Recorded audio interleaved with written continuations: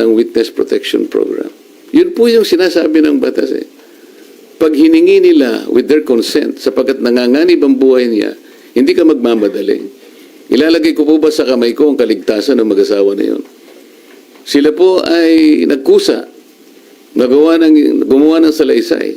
At kung malalagay ang kanilang buhay sa alanganin, sa peligro, sa kamatayan, hindi ko hintayin na dumating yun. Gagawin ko yung katungkulan ko sa ilalim ng batas. Kung sinasabi nila nagmamadali ako, maaaring nagmamadali ako sapagkat yun ang kailangan.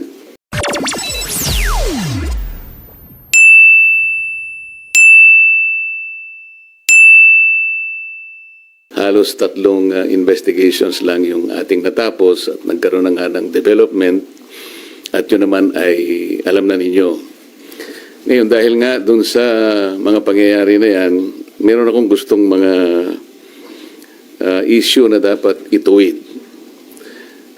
Gusto kong unahin yung tungkol dun sa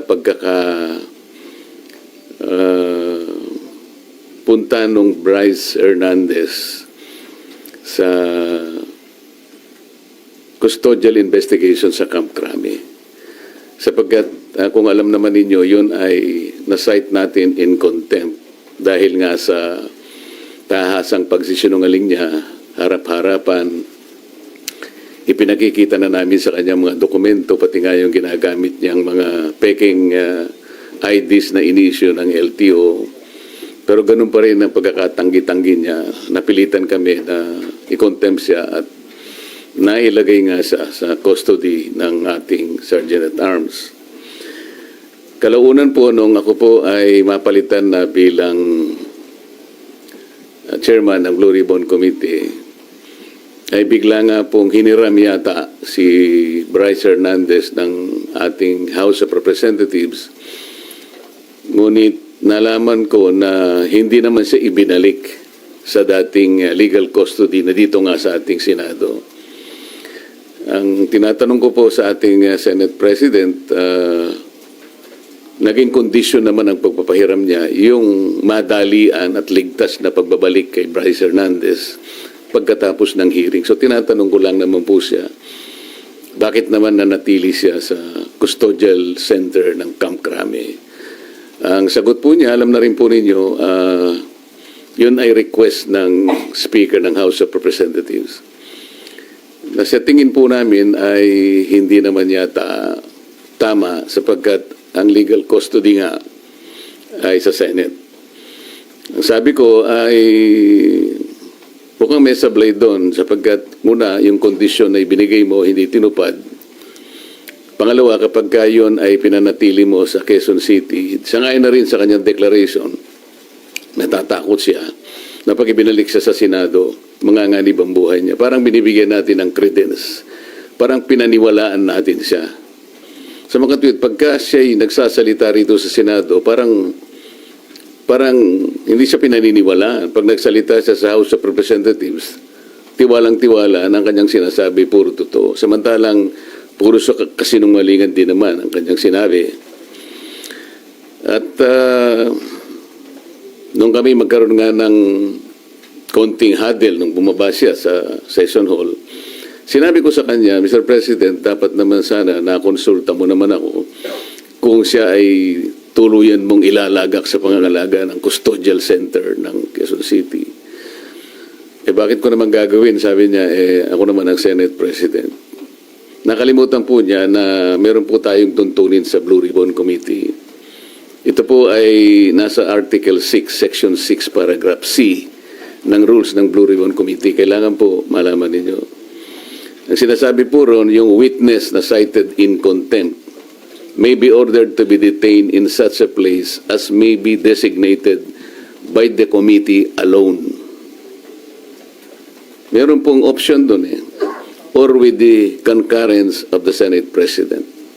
Sa mga tweet, yun lamang designated place by the committee alone, sapat na yun Kaya ko sinabi, dapat kinonsulta mo ko. Kaya lang, sabi niya, napalitan ka na Bakit pa kita kukonsultahin? Hindi po Nung kinumit niya sa Quezon City Custodial Center, na-monitor ko sa bilyonaryo at saka sa ibang mga pahayagan, Inquirer, mga 1:30 to 2:15 p.m. ang nakalagay sa mga dyaryo. For the record, nung ako po napalitan is about 5:24 in the afternoon. So ako pa rin ang chairman. So gusto ko lang linawin yun. Ang pangalawa po rito ay yung aking sulat sa DOJ na bilang nananatiling chairman noon ng ating Blue Ribbon Committee, nirekomenda ko po na siya ay makapag-apply sa Witness Protection Program. Sangayon po sa Republic Act 6981. Kasi po sinasabi rin po sa Section 4 na sinasabi na sa kaso ng legislative investigation in aid of legislation, yung witness po, upon his express consent, ay pwede siyang ma-admit into the program upon the recommendation of the Legislative Committee where his testimony is needed. So yun po yung aking ginawa. Ibig sabihin, lahat po ng aking ginawa na aksyon ay naaayon naman sa batas na umiiral. Provided that the recommendation is approved by the Senate President. Hindi nga po niya inapprove, kaya po yun ang tinanong ko sa kanya noong September 9 na po yata yun na nagkaroon kami ng session. O September 10 na po yata yun. Ang sabi niya, kaya hindi niya inapprove, nabasa niya yung sinabi ng SOJ na kinakailangan ng mga diskaya. Ibalik nila yung kanilang nakuhang hindi kanila. Yun ang magiging policy ng DOJ para sa ganoon ay ma-approve yung kanyang aplikasyon under the WPP. Nagtaka nga po ako kung bakit ganun ang sinabi ng ating SOJ sapagkat linggo, isang araw bago pasimulan natin yung pangatlong investigation, nagkausap po kami. Pati yung kanyang deputy undersecretary, ang pangalan ay Jojo Cadiz. Nakausap ko yun ng mga ilang araw, siguro Biyernes hanggang Sabado. Sinasabi ko sa kanya yung maaaring merong lumabas sa mga contractors na kasangkot dito sa aming pag-iimbestiga sapagkat nagpapadala sila ng feelers na maaaring may magsabi and they will come into the open. So I was looking at the possibility of granting them provisional immunity. Ang sabi naman nung Yusek Cadiz, mabuti po kanya i-refer ko rin sa ating SOJ. Sabi ko, tama-tama yan. Hanggang sa araw nga ng linggo, nagkausap kami personal. At tahasan niyang sinabi sa akin, pwede yan, sabi niya sa akin. Alam niyo naman, si Secretary Boying Rimulya, matalik kong kaibigan yan, matagal kami nagsama sa House of Representatives. So pinanghawakan ko yung kanyang sinabi sa akin. Alam mo naman kanya, ang Senado ay kabatakan natin yan, lalong-lalo na sinusulong natin yung Whistleblowers Act. Sige, kanya, panindigan natin yan.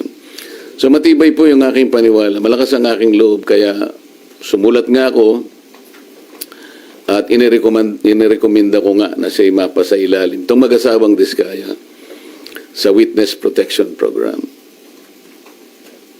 So ako'y nalulungkot kung bakit ginawa yun. Nagpahayag ng gano'n ang ating Secretary of the Department of Justice. At yun naman ang ginawang basihan ng ating Senate President na hindi nga niya pwedeng pirmahan yung aking sulat. Alam po ninyo, sa tamang pagkakataon, I'm going to confront the Secretary of Justice kung bakit niya sinabi yun. Sapagkat malinaw naman po sa batas.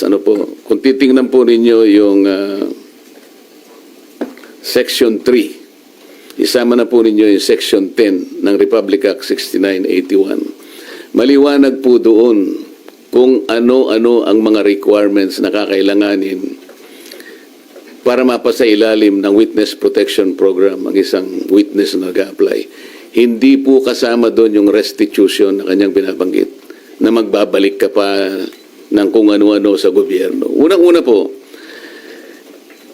nasa pag-iimbestiga pa lang po tayo eh. Kanino kukunin at paano i-determine yung halaga na ibabalik ng mga diskaya kung sakasakali? Wala po sa tuntunin ng batas. Ang ilan po sa mga requirements kung bakit ka magkukwalify sa witness protection. Yun pong offense na kung saan kakailanganin ng testimony is a grave felony. Ito po kasi ay naharap nila dito kung sakasakali ay plunder. So grave po yun eh. Yung testimony po ay substantially corroborated in its material points. Sinasabi ng mga diskaya, meron po kami dokumento eh. Dapat sana tuntunin nila. Meron po kaming mga ledger. Hindi naman nila inahanap kung nasa ng mga ledgers. Dapat yun ang tanongin nila sa mga diskaya. Ang miyembro niya, siya o ang miyembro ng pamilya up to the second civil degree by consanguinity or affinity ay nasa threats, tinatakot. Maaari silang mamatay. Maaari silang puwersahin, takutin. Ito po yung mga requirements lang eh. At hindi siya law enforcement. Sa Section 10, sinasabi rin, ang walang ibang direct evidence na maglilink sa mga iba. Kung kakailanganin mo ang kanyang testimony, isa sa requirement yun eh. Na sila they are not the most guilty. At hindi pa sila na-convict ng krimen involving moral turpitude. So makikita po ninyo rito, yung restitution na sinasabi ng Secretary of Justice, na yun naman ang pinagbasihan ng Senate President, hindi po kasama sa requirements para lang ikaw ay makapag-apply under the Witness Protection Program. Bakit po bumaligtad ang Secretary of Justice? Ngayon po sinasabi ni Senate President, nagmamadali daw po ako na mabigyan sila ng Witness Protection Program. Yun po yung sinasabi ng batas eh. Pag hiningi nila with their consent, sapagkat nanganganib ang buhay niya, hindi ka magmamadali. Ilalagay ko po ba sa kamay ko ang kaligtasan ng mag-asawa na yun? Sila po ay nagkusa, gumawa ng salaysay. At kung malalagay ang kanilang buhay sa alanganin, sa peligro, sa kamatayan, hindi ko hihintayin na dumating yun. Gagawin ko yung katungkulan ko sa ilalim ng batas. Kung sinasabi nila nagmamadali ako, maaaring nagmamadali ako sapagkat yun ang kailangan para sila'y mailigtas.